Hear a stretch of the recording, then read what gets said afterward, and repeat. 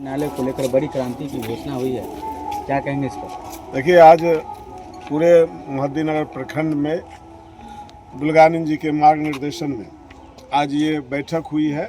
जवाहर जी प्रमुख साहब की अध्यक्षता किए हैं, सभी दल के लोग आए हैं। जाति धर्म पार्टी से ऊपर उठकर एक लड़ाई है कि मोहद्दीनगर महानपुर और पटोरी का जो व्यवहार न्यायालय हो, पटोरी स्थित अनुमंडल मुख्यालय जहां कृषि फर्म की ज़मीन हो उस पर हो।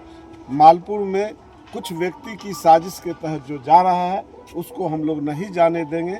हम सब मिलकर संघर्ष की ताकत पर पटोरी व्यवहार न्यायालय को पटोरी मुख्यालय में ही बनाएंगे। इसी संघर्ष के आगे बढ़ाने के लिए, लोगों में जन जागरूकता लाने के लिए और जो साजिश है उसको बेनकाब करते हुए अनुमंडल बचाने की लड़ाई के लिए आज यहाँ पर सर्वदलीय बैठक हुई। पटोरी अनुमंडल क्षेत्र में कुल 45 पंचायत आते हैं सर, आखिर क्या मजबूरी है सरकार की, शासन प्रशासन की या राजनीति से जुड़े लोगों की 43/2 की फैसला ले रहे हैं? वो इसलिए मजबूरी कुछ नहीं है, कुछ लोगों का सत्ता और न्यायपालिका में ऊंची पकड़ है। वो व्यक्तिगत ऊंची पकड़ से इस लोकतंत्र को राजतंत्र में बदलना चाहते हैं। हम लोग लोकतंत्र को बचा के बहुमत की राय के आधार पर पटोरी अनुमंडल मुख्यालय पर ही व्यवहार न्यायालय मेरा बने, इस लड़ाई को लड़। बैठक में एक महत्वपूर्ण चर्चा हुई है कि प्रत्येक मुखिया जी अपने पंचायत में आम सभा बुलाकर लोगों की सूचना देंगे कि आपका अनुमंडल व्यवहार न्यायालय जा रहा है मालपुर।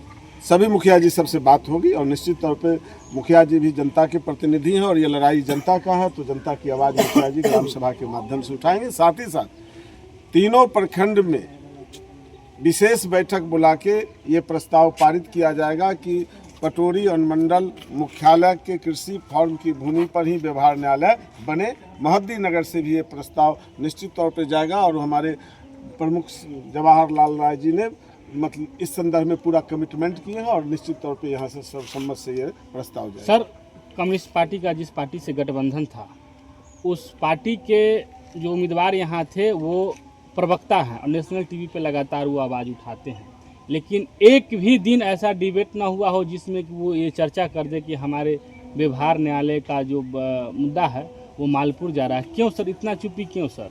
अब वो क्यों चुप्पी साधे हुए हो तो उनसे पूछिए, लेकिन राष्ट्रीय जनता दल के एक एक कार्यकर्ता समर्थक आपको नहीं दिखाई पड़े हैं? सब हैं।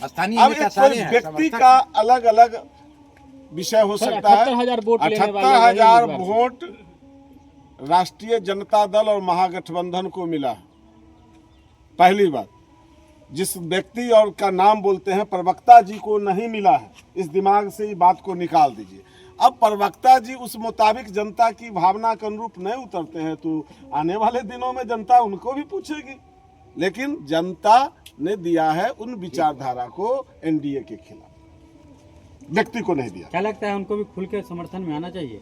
हम तो कहेंगे कि जल्दी से आ जाना चाहिए, लड़ाई की अगली कतार में रहना चाहिए। इसमें वो तो उनके ऊपर है कि लड़ने संघर्ष करने के लिए किसी को प्रेरित नहीं किया जाता है, ये अंदर से होता है कि देश के लिए करना चाहते हैं, मानना चाहते हैं। यहाँ से जितना लोग आया, क्या सब लोगों से बात हुई होगी?